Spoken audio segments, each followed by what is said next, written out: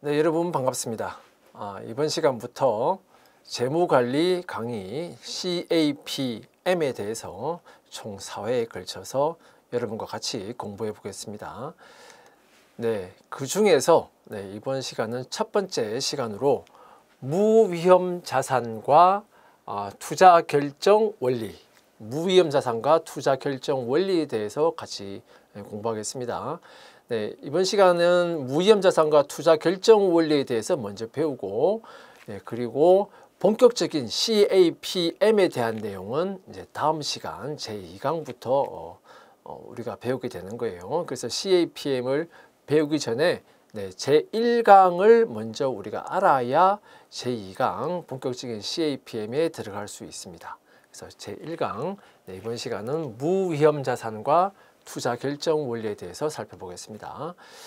기초 개념으로서 먼저 우리가 지난 시간까지 포트폴리오 이론, 그러니까 포트폴리오란 무엇인가, 그리고 포트폴리오 이론에 대해서 우리가 공부를 했었죠. 자, 그런데 그 기억을 한번 되살려 보면 우리가 배웠던 포트폴리오 이론이라고 하는 것은 뭘 가지고 포트폴리오를 구성한 것인가? 자, 우리가 포트폴리오를 우리가 투자할 주식들의 집합이다, 이렇게 배웠어요. 투자할 주식들의 집합. 자, 이렇게 우리가 포트폴리오를 배웠는데, 자, 그러면 결국 주식이라고 하는 것은 무엇인가? 바로 주식은 위험 자산의 대표적인 것이죠. 위험 자산이다, 이 말입니다. 가격이 변동할 가능성이 있는 그 위험 자산의 대표적인 것으로 이제 주식이죠. 그래서 결국 우리가 배운 포트폴리오 이론이라고 하는 것은 뭐냐? 위험 자산으로 포트폴리오를 구성할 때 그때의 기대 수익률도 고하고, 그리고 위험도 고하고, 그래서 그 기대 수익률과 위험을 가지고 투자자의 효용을 극대화하는 방향으로 어떤 포트폴리오를 구성할 것인가 하는 그 원리를 배웠던 게 바로 포트폴리오 이론이었습니다. 그래서 결국 위험 자산만 가지고 포트폴리오를 구성했다. 이게 이제 핵심이에요. 지난 시간까지 우리가 배웠던 포트폴리오 이론은 주식 등 위험 자산으로만 포트폴리오를 구성할 때 그때의 투자 결정의 원리였다, 이 말입니다. 그때의 효용 극대화하는 포트폴리오를 선택하는 이론이었다. 자, 그게 이제 포트폴리오 이론이었는데, 그런데 이 세상에는 자, 주식과 같은 위험 자산만 존재하는가? 그렇지 않더라, 이 말입니다. 자, 우리가 이제 위험 자산만 가지고, 자, 위험 자산을 가지고 포트폴리오의 기대 수익률 구하고 위험을 구해서, 자, 지배 원리에 따라서 먼저 선택을 했죠. 자, 그리고 나서 이게 이제 지배 원리가 1단계였고, 자, 그 다음 단계로 투자자의 효용 극대화하는 그런 개별 주식을 선택하든가 아니면 포트폴리오를 선택했어요. 자, 그게 이제 이 투자 결정의 원리였고, 지난 시간까지 우리가 배웠던 내용이었고, 자, 그런데 만약에 자, 무위험 자산이 존재한다면, 무위험 자산이 있다면, 그러면 투자 결정의 원리가 어떻게 될 것인가? 지난 시간까지 배웠던 그 투자 결정의 원리가 어떻게 바뀌어야 하는 것인가? 자, 이 부분에 대해서 우리가 먼저 좀 알아야 됩니다. 자, 여기서 무위험 자산이라고 하는 것은 이미 우리가 한번 포트폴리오 이론을 처음 배울 때 투자 대상에는 위험 자산이 있고 무위험 자산이 있다. 그 무위험 자산이라고 하는 것은 우리가 어떤 것을 무위험 자산이라고 했는가? 그러니까 말 그대로 이게 무위험이죠. 무위험. 그러니까 위험이 제로라는 의미예요. 그러니까 위험이 제로다. 위험이 제로다. 위험이 0인 자산. 자, 근데 우리가 위험이라고 하는 것은 어떻게 측정했냐? 표준 편차나 분산으로 측정을 했어요. 결국 그 자산의 표준 편차가 제로다. 표준 편차가 제로라고 하는 것은 결국은 가격에 편차가 없다, 이 말이죠. 가격에 편차가 없다는 것은 가격이 확정되어 있다, 또는 수익률이 확정되어 있다, 이 말입니다. 가격이나 수익률이라고 하는 것이 이것이 확정되어 있기 때문에 변동할 가능성이 없는 거예요. 변동할 가능성이 없으니까 편차가 제로인 것이죠. 자, 그런 자산을 우리가 무위험 자산이라고 말을 하는데, 자, 대표적으로 우리가 무엇을 예를 들었냐면, 자, 은행 예금이나 자, 국공채 같은 걸 우리가 예를 들었습니다. 무위험 자산의 예로서 은행 예금이나 국공채 이런 걸 우리가 예를 들었어요. 자, 예를 들어서 은행 예금. 자, 이 은행에 예금을 이렇게 하면 이자를 몇 퍼센트를 확정적으로 준다. 뭐 예를 들어서 5%의 이자를 준다라고 우리가 가정을 하면, 결국 은행에 예금을 한다. 이 말은 그 은행의 예금 상품에 투자를 한다는 말하고 같은 말이에요. 자, 그 은행의 예금 상품에 투자를 하면 5%의 수익률을 얻을 수 있다. 즉 5% 이자를 내가 받을 수 있다. 그럼 이 5% 이자를 받는다는 것은 변동 가능성이 없는 겁니다.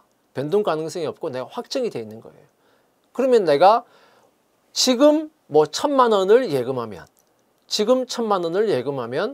1년 후에 5% 이자가 더해져서 내가 얼마를 얻을 수 있다, 받을 수 있다 하고 한 것이 충분히 예측 가능하죠. 확정적으로 예측 가능한 겁니다. 자, 그런 자산을 우리가 무위험 자산이라고 말하는데, 자, 이 세상에는 주식과 같은 위험 자산만 있는 게 아니고, 자, 은행 예금이나 국공채와 같은 무위험 자산이 존재하더라.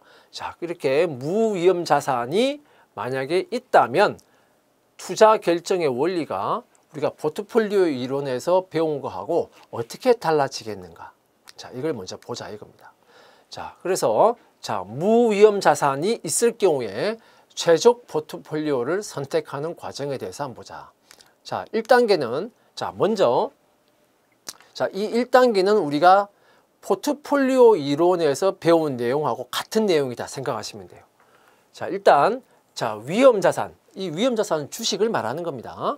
자, 이 재무관리에서 말하는 포트폴리오의 이 위험 자산이라고 하는 것은 주식을 말하는 것이다. 자, 주식으로 구성된 이 포트폴리오를 가지고 먼저 효율적 투자선을 도출하는 단계가 1단계예요. 자, 이거는 우리가 포트폴리오 이론에서 배운 겁니다. 자, 이렇게 한번 봅시다. X축이 포트폴리오의 위험, 표준 편차. 그 다음에 Y축은 포트폴리오의 기대 수익률. 자, 우리가 투자자의 선택 기준은 항상 위험과 기대 수익률이다. 자, 이렇게 이야기를 했죠.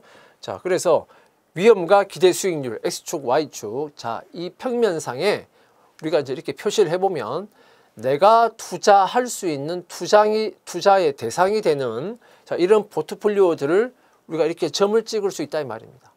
예를 들어서 이런 포트폴리오는 위험이 여기고 그리고 기대 수익률은 여기다. 또 그리고 이 포트폴리오는 위험이 여기에 있고 기대 수익률은 여기에 있다. 그러니까 이 포트폴리오의 위험, 포트폴리오의 기대 수익률 이 말입니다. 그죠? 그래서 우리가 포트폴리오의 위험과 기대 수익률을 구하는 방법 이런 것은 포트폴리오 이론에서 우리가 다 배웠습니다. 배웠던 내용이에요.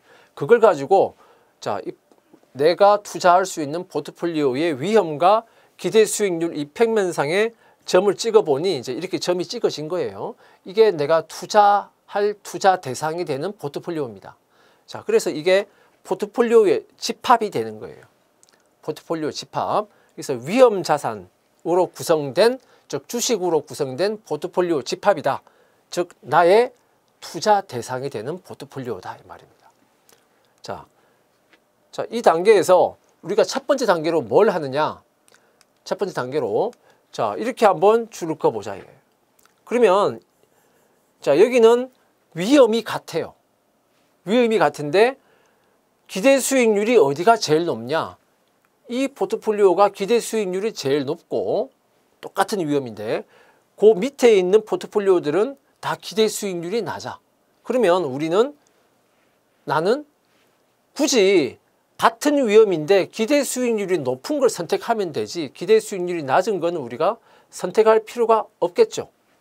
이게 뭐였습니까? 이게 지배 원리였잖아요. 지배 원리. 자, 그 다음 여기도 마찬가지예요. 여기도 똑같은 위험입니다. 위험이 똑같은 포트폴리오인데 기대 수익률이 이 포트폴리오가 제일 높아요. 그럼 이 밑에 있는 포트폴리오들은 기대 수익률이 낮죠. 내가 굳이 선택할 필요가 없는 포트폴리오들이에요. 그럼 이거는 내가 나의 선택 대상에서 아예 지워지는 겁니다. 내가 고려할 필요도 없는 거예요. 그죠? 자, 그럼 이렇게 이제 다시 한번 줄을 그어보면, 가로로 줄을 그어보면, 이번에는 기대 수익률이 똑같죠. 이 선상에 있는 포트폴리오는 기대 수익률이 같아요. 자, 기대 수익률이 같으면 뭐가 낮은 것을 나는 선택하느냐? 당연히 위험이 낮은 걸 선택을 하지. 굳이 같은 수익률에 위험이 높은 포트폴리오를 내가 선택할 필요가 없다 이 말입니다. 자, 그러면 이 선상의 포트폴리오 중에서는 이 포트폴리오만 선택하는 것이고 나머지 포트폴리오는 나는 어때요? 선택할 필요가 없다 이 말입니다. 이런 포트폴리오들을 선택할 필요가 없는 거예요. 다 지워버린다 이 말입니다. 자, 이게 역시 지배 원리죠. 지배 원리. 여기도 마찬가지예요. 자, 여기는 이 두 포트폴리오는 이미 지워져 있고, 그죠? 이제 이 포트폴리오 지워지는 거죠. 자, 같은 기대 수익률에 위험이 제일 낮은 이 포트폴리오만 선택하면 되는 것이다 이 말입니다. 자, 이와 같이 지배 원리를 적용하는 거예요. 자, 지배 원리를 적용하면 자, 이제 어떻게 되냐? 그 지배 원리에 따른 이제 선택을 하는 겁니다. 선택을 하는데 그 선택 대상이 되는 게 이제 요 위에 있는 진한 색깔로 표시된 이 포트폴리오들만 남아요. 그죠? 그 밑에 있는 다른 포트폴리오들은 지배 원리에 의해서 아예 버려진 포트폴리오들이다. 버려진 포트폴리오들. 자, 그러고 나서 자, 이렇게 지배 원리에 따라서 선택된 포트폴리오를 이렇게 선으로 연결하면, 자, 우리가 이렇게 그냥 뭐 점으로 찍었지만 이 점과 이 점 사이에도 또 다른 포트폴리오들이 이렇게 있을 수 있죠. 그래서 이 포트폴리오 사이를 이렇게 선으로 연결하면, 자, 이 선을 우리가 뭐라고 했습니까? 이 선을 우리가 마코위츠의 효율적 투자선이다 이렇게 말을 했어요. 효율적 투자선이다. 효율적 투자선. 그래서 이 효율적 투자선이라고 하는 것은, 자, 지배 원리를 만족하는 포트폴리오를 우리가 선택을 한 거죠. 그래서 선으로 그은 겁니다. 일단 지배 원리를 만족한다. 효율적 투자선 상에 있는 포트폴리오들은 지배 원리를 만족한다. 자, 두 번째, 자, 이 효율적 투자선 상에 있는 포트폴리오들은 지금 뭐로 구성이 되어 있어요? 주식으로 구성이 되어 있죠. 주식으로 구성이 되어 있다. 그럼 이 주식이라고 한 것은 뭐였습니까? 위험자산이었죠. 위험자산. 자, 결국은 결론적으로 이렇습니다. 자, 1단계는 뭐냐면 1단계는 주식, 즉 위험자산으로 구성되어 있는, 자, 이 포트폴리오들 중에서 지배 원리를 만족하는 포트폴리오들만 이렇게 선택이 되어서 그걸 선으로 연결하면 이 결국은 내 투자 대상, 나의 투자 대상이 될 수 있는 포트폴리오들만 이렇게 선택된 거죠. 선택을 한 거죠. 그걸 우리가 효율적 투자선이라고 한다 이 말이에요. 그래서 이 효율적 투자선은 위험자산, 주식으로만 구성된 포트폴리오들로 구한 효율적 투자선이에요. 그죠? 그게 1단계입니다. 1단계. 그래서 1단계는 위험자산, 즉 주식으로 구성된 포트폴리오로, 자, 지배 원리를 이용해서 효율적 투자선을 도출하는 단계. 그게 1단계예요. 아직 무위험자산은 나왔습니까? 안 나왔습니까? 아직 안 나왔어요. 일단은 위험자산만 가지고 먼저 효율적 투자선을 구했다. 자, 그 다음에 이제 2단계에 이제 무위험자산이 이제 나오기 시작하는 겁니다. 자, 이렇게 X축의 위험, Y축의 기대 수익률 상에, 자, 아까 우리가 1단계에서 구했던 효율적 투자선이라고 하는 게 있었죠. 자, 그 효율적 투자선은, 자, 다시 한번 말하지만 주식, 위험자산으로만 구성된 포트폴리오로 효율적 투자선을 구한 겁니다. 지배 원리를 만족하는, 구한 거예요. 그래서 자, 여기 보면 결국은 이 선만 놓고 보면 위험이 제로인 자산이 없어요.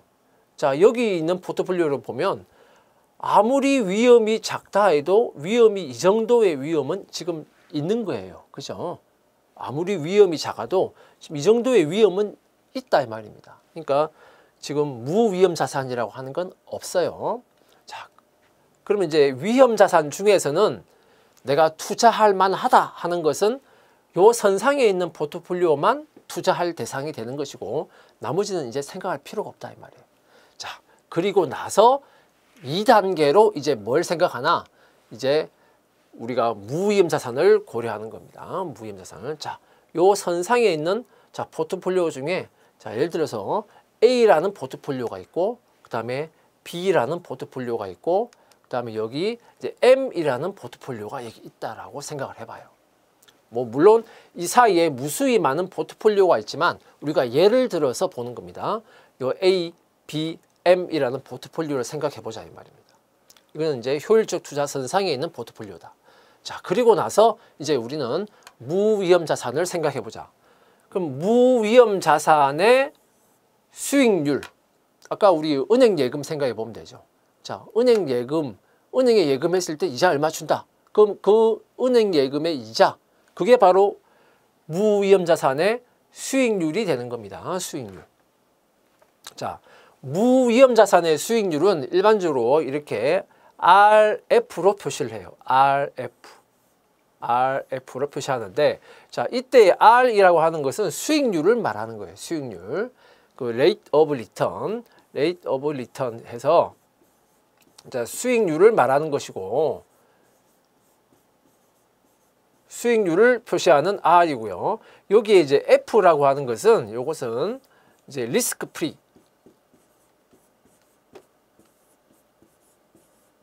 자, 해서 자, 위험이 없다는 이야기예요. 결국 RF는 뭐냐? 위험이 없는 무위험 자산의 수익률이다 하는 것을 줄여서 이렇게 그냥 RF 이렇게 표시하는 겁니다. 표시하는 거고. 그러면 무위험 자산은 왜 그냥 RF냐? 기대 수익률처럼 이 expected 이런 걸 왜 안 쓰느냐? 자, 무위험 자산은 다시 한번 말하지만 수익률을 미래의 수익률을 내가 확정적으로 알 수 있죠. 편차가 없잖아요. 확정적으로 내가 알 수 있잖아요. 확률적으로 아는 게 아니라 확정적으로 안다. 100% 내가 5% 이자를 받을 수 있다. 이렇게 안다 이 말이에요. 그러니까 기대값이나 그냥 수익률이랑 같은 그 수익률이 되는 것이다 이 말입니다. 굳이 기대값이란 말을 쓸 필요가 없는 겁니다. 그죠? 그래서 자, 이 뭐 같이 expected 이런 걸 안 쓰고 그냥 RF로 표시하는 겁니다. 자, 이제 2단계는 뭐냐? 자, 이 효율적 투자 선상에 있는 포트폴리오는 위험 자산, 즉 주식으로 구성한 포트폴리오가 모여 있는 효율적 투자선이고, 자, 이제 세상에는 위험 자산만 있는 것이 아니고 은행 예금, 국공채와 같은 무위험 자산도 있더라. 그럼 이제 그 무위험 자산의 수익률이 이제 여기에 표시된다 이 말입니다. 왜 여기 Y축 상에 표시가 될까? 위험이 제로잖아요. 그죠? 위험이 제로다. 위험이 제로니까 여기 위험이 X축이잖아요. 위험이 제로면 어디 옵니까? 여기잖아요. 그죠? 그러니까 이 선상에 있는 이 선상은 다 위험이 제로일 때의 수익률을 말하는 겁니다. 그죠? 자, 그러니까 이 무위험 자산의 수익률이 이제 여기 오는 거예요. 오는 것이다. 자, 이제 2단계는 뭐냐? 자, 이런 이제 위험 자산, 이런 위험 자산은 이제 효율적 투자 선상에 있는 위험 자산을 말하는 겁니다. 효율적 투자 선상에 있는 위험 자산하고, 자, 무위험 자산, 자, 은행 예금과 같은 이런 무위험 자산하고, 자, 이제 이 두 개를 짝지어서 다시 포트폴리오를 구성하는 거예요. 다시 포트폴리오를 구성한다 이 말입니다. 자, 그러면 이제 이렇게 보는 거예요. 자, 만약에 자, 무위험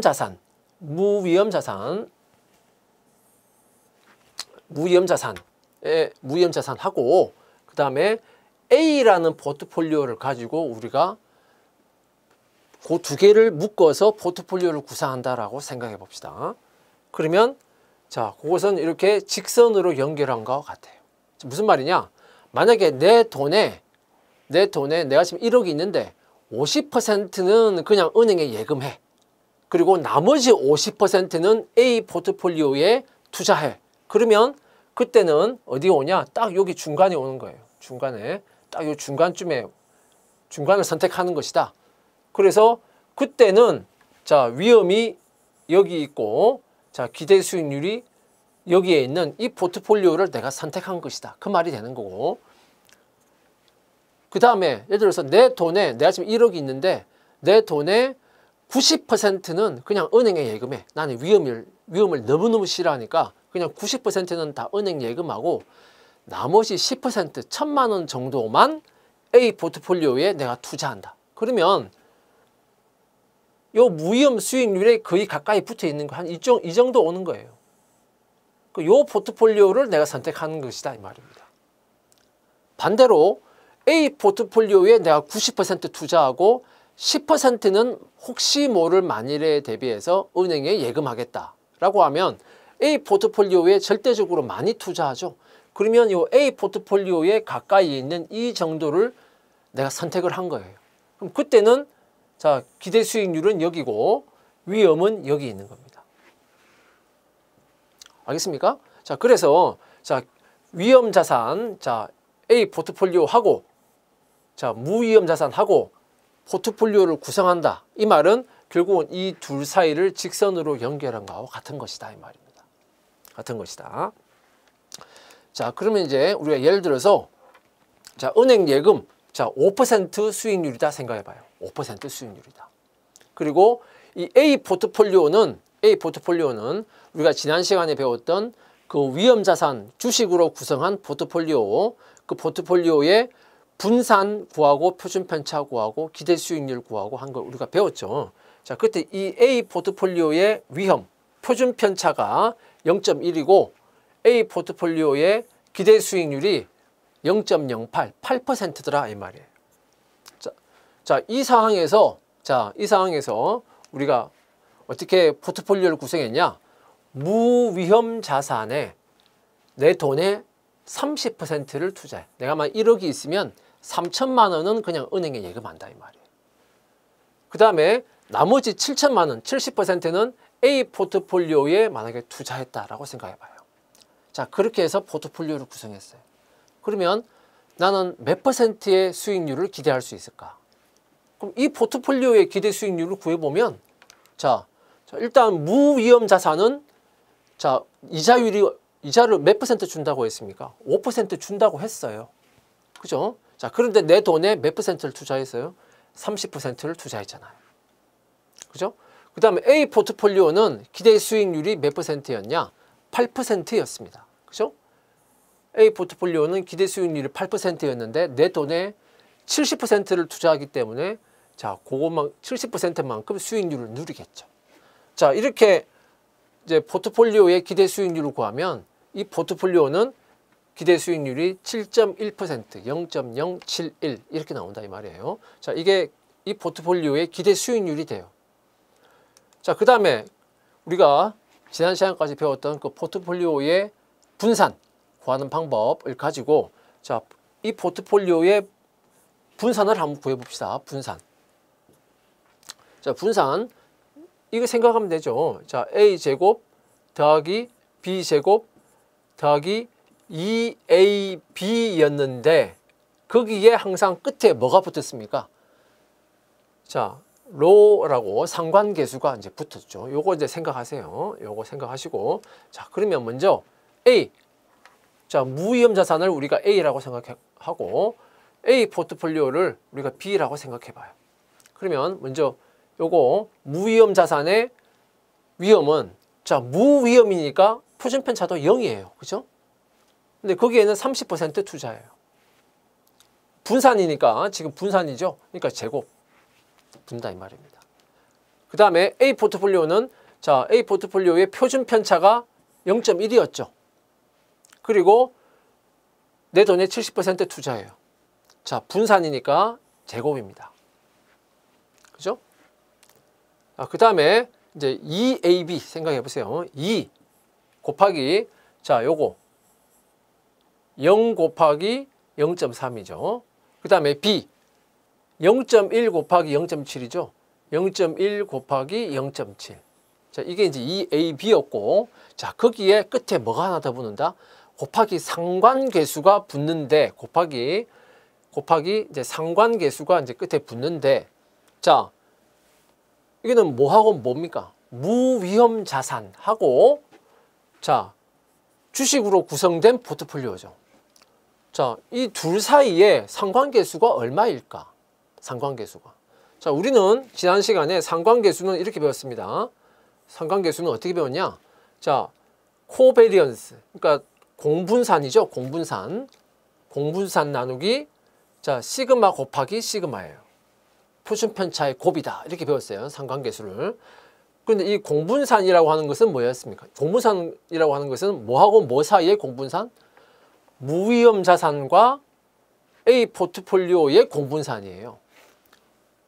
자, 무위험 자산과 A 포트폴리오의 공분산이에요. 그죠?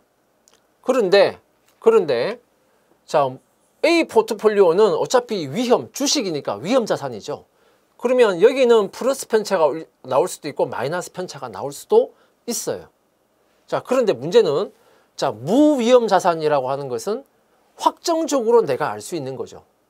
그러면 미래에 확률적으로 내가 아는 게 아니고 확정적으로 내가 아는 거기 때문에 여기는 편차가 있습니까? 없습니까? 여기는 편차가 없어요. 제로예요. A 포트폴리오만 플러스 마이너스 편차가 있고 무위험 자산은 편차가 0이다 이 말입니다. 그러니까 이게 이제 곱해지는 거예요. 그러면 결국은 코베리언스 자체, 공분산 자체가 뭐가 나올까요? 공분산, 무위험 자산과 이 A 포트폴리오 사이의 공분산은 이거는 0이 나옵니다. 0이 나오는 거예요. 그리고 분모도, 자, 무위험 자산의 표준 편차, A 포트폴리오의 표준 편차.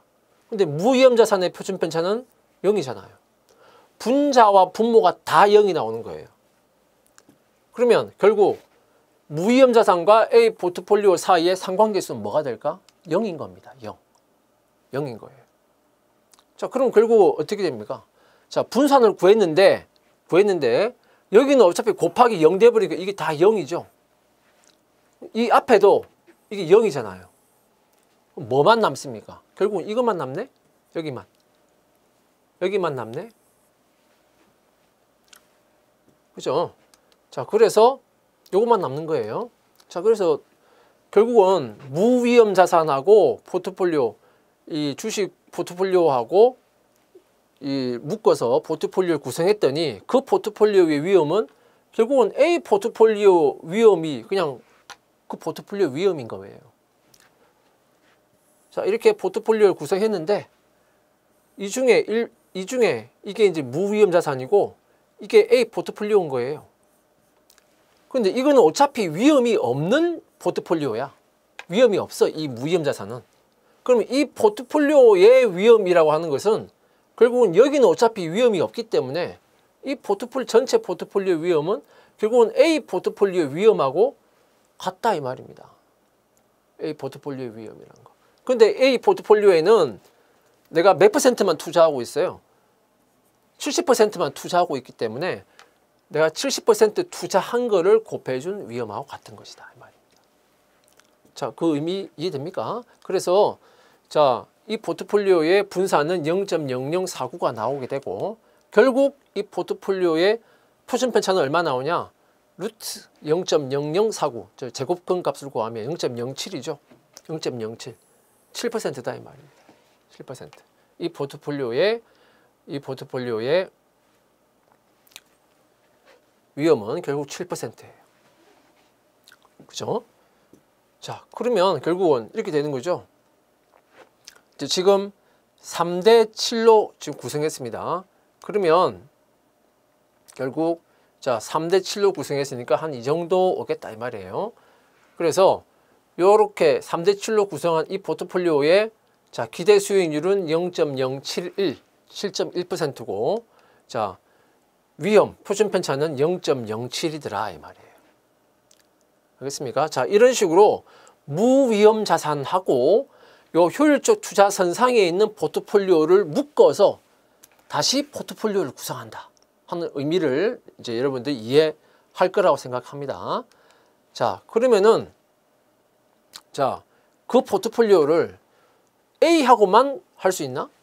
무위험 자산하고 무위험 자산과 A 포트폴리오를 그렇게 구할 수도 있지만 할 수도 있지만 자, 여기 있는 B 포트폴리오하고 무위험 자산을 묶어서 포트폴리오 구할 수 있잖아요.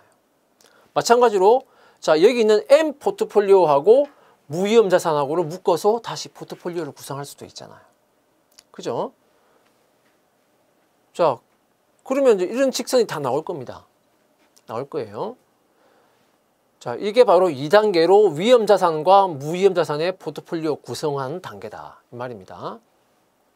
자, 그런데 이제 여기 이 세 직선을 놓고 한번 가만히 비교를 해보면 우리는 이 세 직선 중에서 자, 이걸 만약에 1번 직선이라고 이게 2번 직선, 이게 3번 직선이라고 해봅시다. 그럼 이 동그라미 1번, 2번, 3번 중에 우리는 무조건 뭘 선택할 겁니까? 뭘 선택하겠습니까? 1번과 2번은 무조건 선택 안 할 거예요. 왜? 자, 지배 원리를 한번 생각해 보세요. 지배 원리를 생각해 보면 자, 동일한 위험이에요. 위험이 같아.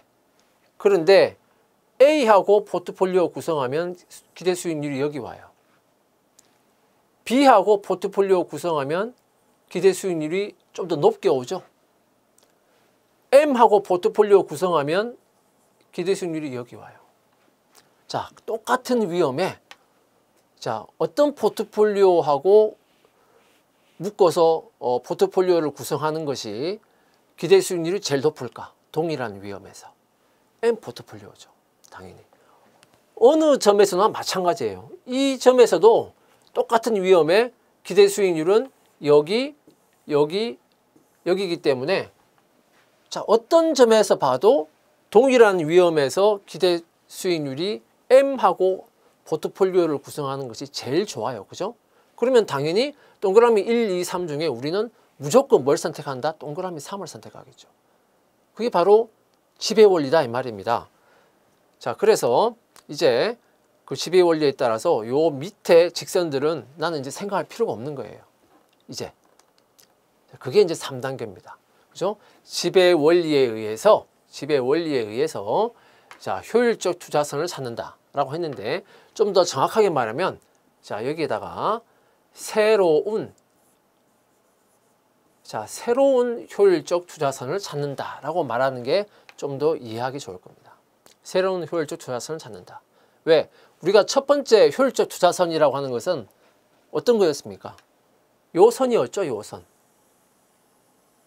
첫 번째 1단계에서 지배 원리를 가지고 자, 이 선을 우리가 구했죠. 이게 우리가 효율적 투자선이다 이렇게 말했잖아요. 그죠? 근데 이 선상에 있는 포트폴리오들은 다 주식으로만 구성한 포트폴리오들이었죠. 주식으로만 구성한 포트폴리오였고 자, 지금 이제 여기 3단계에서 나오는 효율적 투자선이라고 하는 것은 자, 1단계에서 구한 이 효율적 투자선 이 중에서 이거하고 자, 무위험 자산을 다시 짝지어서 포트폴리오를 다시 구성하죠. 왜? 세상에는 무위험 자산도 있으니까. 자, 그랬을 때 우리는 새로운 효율적 투자선을 구할 수 있더라. 왜? 지배 원리를 적용하니까 나머지 이 밑에 있는 직선들은 우리가 생각할 필요가 없더라 이 말이에요. 그러니까 요 제일 위에 있는 자, 이 RF 무위험 자산의 수익률하고 자, M이라는 이 포트폴리오를 연결해서 M이라는 포트폴리오하고 M하고 무위험 자산으로 포트폴리오를 구성한 요 직선만 이제 살아남고 나머지 직선 다 치운다. 그래서 이제는 무위험 자산만 생각하면 이 직선이 새로운 효율적 투자선이 된다. 그게 3단계입니다. 그게 3단계예요. 자, 그러면 이제 다른 거 생각할 필요 없다 이 말입니다. M만 생각하자. 자, 그런데 이때 이 M이라는 포트폴리오를 우리가 뭐라고 하냐면 자, 시장 포트폴리오 이렇게 말합니다. 시장 포트폴리오, 그래서 마켓 포트폴리오, 시장 포트폴리오 이렇게 이야기하는데 자, 이때 이 M이라는 포트폴리오 결국은 이 M이라는 포트폴리오는 하고 이 직선을 끄면 이 효율적 투자선하고 접하는 점에 있는 포트폴리오죠. 자, 이 직선하고 자, 요 1단계에서 구했던 효율적 투자선하고 접하는 점에 있는 포트폴리오를 말하는 겁니다. 자, 이 M이라는 포트폴리오를 우리가 시장 포트폴리오 이렇게 말합니다. 시장 포트폴리오. 자, 그 다음에 시장 포트폴리오에 대해서는 우리가 좀 이따 다시 봐요. 자, 이제 4단계는 뭐냐? 이제 새로운 효율적 투자선을 구했으니까 이제는 우리가 뭘 하면 되냐? 투자자의 효용을 극대화하는 최적 포트폴리오를 선택하자. 자, 이 최적 포트폴리오라고 하는 것은 자, 투자자의 효용을 극대화하는 포트폴리오를 최적 포트폴리오라고 하는데 자, 효용이란 말이 나오면 우리는 항상 뭘 생각하라? 무차별 곡선을 생각하라. 그렇게 말했어요. 자, 이제 자, 어떤 사람의 무차별 곡선이 이제 이렇게 오는 거예요. I1, 그다음에 I2, I3 이렇게 오는 겁니다. 그럼 이 사람의 무차별 곡선이 이와 같다면 자, I1, I2, I3 중에 어떤 무차별 곡선이 가장 효용이 높은 것인가? 자, 무차별 곡선이 위 또는 왼쪽으로 이동할수록 효용이 더 큰 것을 표시했죠. 자, 그럼 결국 I3가 가장 효용이 크네요. 자, 이 I3 무차별 곡선하고 이 새롭게 구한 이 효율적 투자선하고 자, 접하는 점에 있는 이 포트폴리오가 이 사람의 효용을 가장 크게 만드는 포트폴리오네요. 그죠? 포트폴리오네. 그래서 자, 이게 시장 포트폴리오고 자, 이 점이 이제 뭐가 된다? 바로 최적 포트폴리오가 되는데 결국 이 최적 포트폴리오라고 하는 것은 뭐하고 뭐로 구성한 포트폴리오다? 자, 무위험 자산하고 시장 포트폴리오, 즉 M 포트폴리오를 말합니다. 시장 포트폴리오, M 포트폴리오하고 두 개를 묶어서 포트폴리오를 구성했는데 결국 그것은 투자 비율을 어떻게 할 것인가 하는 것을 결정하는 문제다 이 말이에요. 내 돈의 몇 퍼센트는 무위험 자산에 즉 은행에 예금하고 내 돈의 몇 퍼센트는 시장 포트폴리오 M에 투자하고 자, 그거를 결정하는 거다 이 말입니다. 이 점이라고 하는 것은 결국 투자 비율을 결정하는 문제다. 그리고 이제 그 투자 비율을 결정했을 때 위험은 이제 여기 기대 수익률은 여기 이렇게 오겠죠. 자, 그러면 우리가 자, 시장 포트폴리오라는 말을 했는데 시장 포트폴리오에 대해서 조금 알 필요가 있습니다. 시장 포트폴리오는 자, 무위험 자산이 존재할 때 앞에 우리가 봤던 그 그림을 잘 떠올려 보면 됩니다. 무위험 자산이 존재할 때 그 1단계에서 구했던 그 마코비치의 효율적 투자선, 요 효율적 투자선 이걸 말하는 거예요. 자, 무위험 자산이 존재할 때 이 마코비치의 효율적 투자선 상에 있는 여러 위험 자산 포트폴리오 중에서 투자자들이 선택하는 가장 우월한 포트폴리오다. 가장 우월한 포트폴리오다. 이 말이 왜 나왔냐? 아까 이걸 봤죠? 여기서 이렇게 껐더니 이게 이제 M이었고 여기 B였고 여기 A였잖아요. 그죠? 여기 A였는데 결국은 지배 원리에 의해서 우리는 무조건 뭐만 선택하게 돼 있어요. 이 위에 있는 이 제일 위에 있는 이 3번 이 직선을 우리가 선택한다고 했잖아요. 3번을 선택한다 이 말은 결국 뭘 선택한다는 말하고 같아요. M을 선택한다 이 말이에요. 결국은 투자자라고 하면 A, B보다는 M을 선택할 수밖에 없다. 따라서 가장 우월한 포트폴리오다. 뭐 중에서? 위험자산, 즉 주식으로 구성한 포트폴리오 중에서 가장 우월한 포트폴리오를 우리가 시장 포트폴리오라고 한다. 그리고 일반적으로 우리가 M이라고 표시합니다. M. 자, 그러면 이 시장 포트폴리오가 주식으로 구성한 포트폴리오 중에서 가장 우월한, 가장 우수한 포트폴리오인데 어떤 주식으로 구성한 포트폴리오냐? 자, 이 시장 포트폴리오는 시장에 존재하는 모든 주식으로 구성한 포트폴리오다 이 말이에요. 모든 주식으로 구성한 포트폴리오다. 자, 시장에 존재하는 모든 주식으로 구성한 포트폴리오인데 그러면 시장에 존재하는 모든 주식으로 포트폴리오를 그게 가능한가? 이제 이렇게 생각할 수 있어요. 자, 그다음에 그렇다면 만약에 모든 주식으로 구성한 그 투자 비율은 예를 들어서 A 주식도 있고 B 주식도 있고 C 주식도 있고 이렇게 있을 텐데 도대체 몇 %씩 투자해서 포트폴리오를 구성해야 그게 시장 포트폴리오가 되는 것인가? 자, 그 투자 비율은 시장 전체 주식의 총 시장 가치 분의 자, 특정 주식의 시장 가치의 비율로 투자 비율이 되는 것이다. 이 말입니다.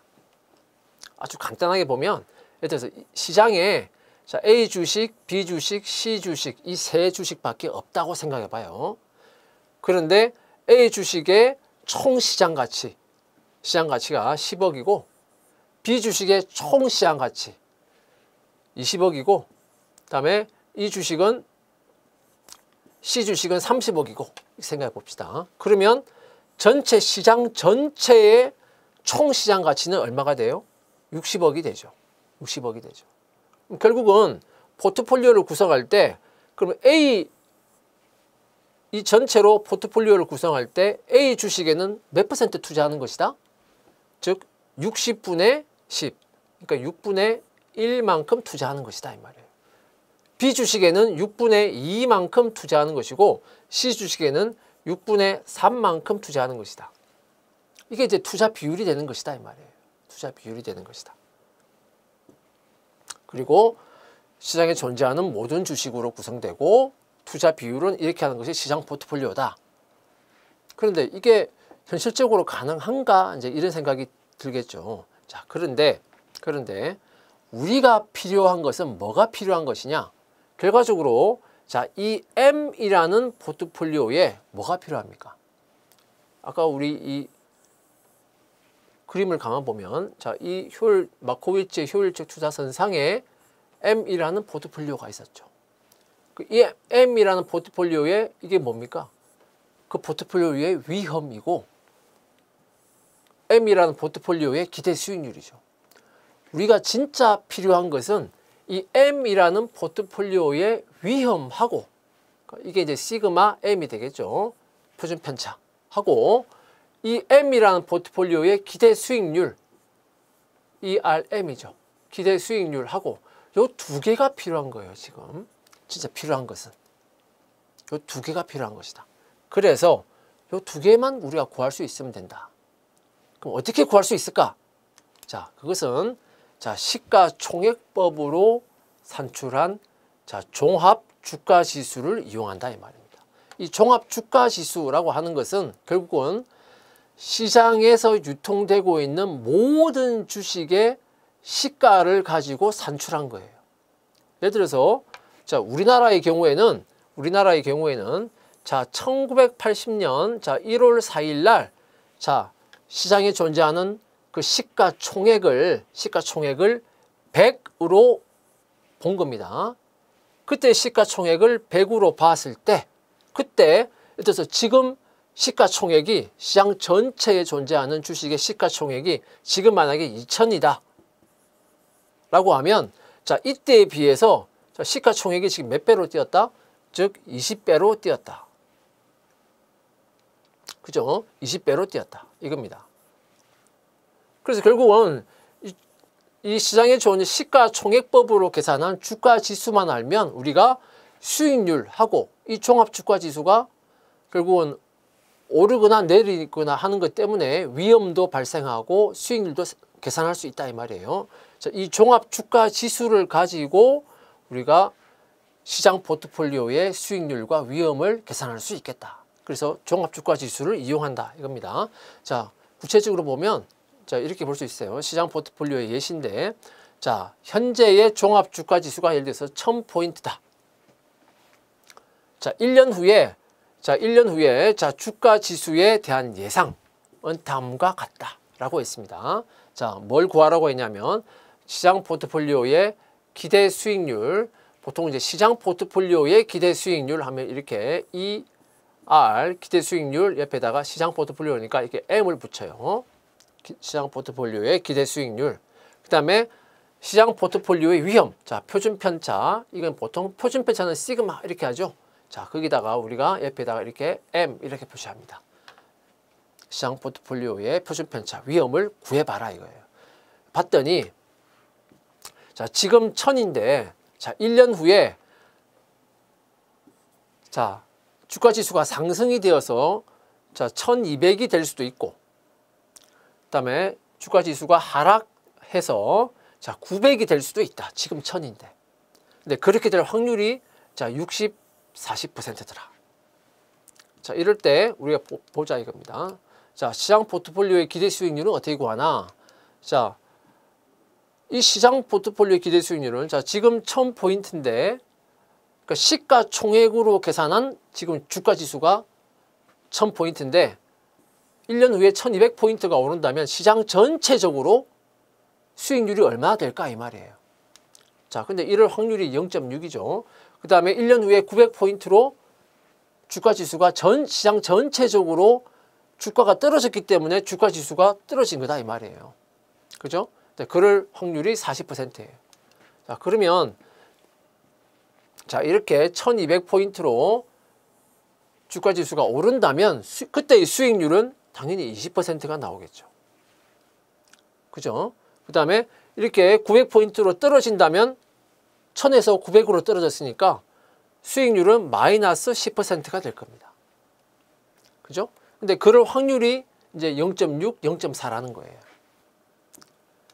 자, 그러면 이제 이 시장 포트폴리오의 기대 수익률은 자, 20% 수익률이 날 확률은 0.6이죠. 그래서 0.6 더하기 마이너스 10% 수익률이 날 확률은 40%죠. 자, 그러면 시장 포트폴리오의 기대 수익률은 8% 이렇게 계산할 수 있다 이 말이에요. 그 종합 주가 지수를 이용해서 시장 포트폴리오의 기대 수익률과 위험을 우리가 계산할 수 있는 겁니다. 자, 그러면 위험을 한번 봅시다. 자, 이제 기대 수익률, 즉 평균적으로 우리가 8%의 기대 수익률이 있겠구나라고 우리가 평균값을 구했어요. 근데 좋을 때는 20% 수익률이 날 수 있죠.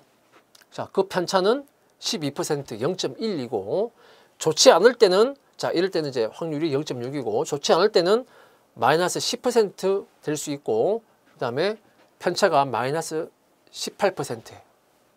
자, 그러면 우리가 자, 확률은 0.4고요. 자, 분산을 먼저 구해 보면 자, 분산은 편차의 제곱의 평균이죠. 자, 편차 자, 0.12의 제곱 그리고 확률 0.6이고 그다음에 두 번째 이 편차 마이너스 0.18의 제곱 그리고 확률은 0.4 하고 자, 분산을 구해 보면 이게 바로 시장 포트폴리오의 위험, 분산이 된다. 그 분산이 0.0216이 나옵니다. 자, 제곱근 값을 구하면 이제 표준 편차가 되겠죠. 루트 0.0216이 되고 자, 0.147. 자, 14.7%가 나온다 이 말입니다. 이게 바로 시장 포트폴리오의 위험, 표준 편차가 되는 것이다 이 말입니다. 자, 종합 주가 지수를 이용해서 자, 시장 포트폴리오의 기대 수익률과 위험을 구할 수 있어요. 그죠? 자, 이제 이 최적 포트폴리오의 선택 과정에서 자, 이게 이제 마코위츠의 효율적 투자선이었고 그 중에서 가장 우월한 M 포트폴리오, 시장 포트폴리오만 우리가 이제 선택을 하는 것이다 이 말입니다. 그리고 무위험 자산하고 M하고를 이제 같이 묶어서 어떻게 해요? 이제 포트폴리오를 구성하죠. 그죠? 그러면 이렇게 직선으로 연결되는 것이다 이 말입니다. 자, 그리고 나서 우리가 앞에서 봤죠. 투자자의 효용을 극대화하기 위해서 자, I3라는 무차별 곡선하고 여기 접하는 점, 그죠? 이 접하는 점에 있는 포트폴리오를 선택하게 된다. 그것은 M과 무위험 자산의 투자 비율을 결정하는 문제이다 라고 했습니다. 자, 근데 이 포트폴리오를 우리가 뭐라고 부르냐? 자, 이걸 우리가 대출 포트폴리오 이렇게 불러요. 대출 포트폴리오. 그러니까 R 무위험 자산하고 M하고 이 사이에 있는 포트폴리오를 선택을 하게 되면 만약에 무위험 자산이 이렇게 오면 이 포트폴리오를 선택하게 되는 거고 무위험 자산이 이렇게 오면 자, 이 포트폴리오를 선택하게 되죠. 자, 그러니까 이 M과 RF 사이에 있는 포트폴리오를 선택한다면 그건 다 대출 포트폴리오다. 이걸 왜 대출 포트폴리오라 말을 하는 거냐?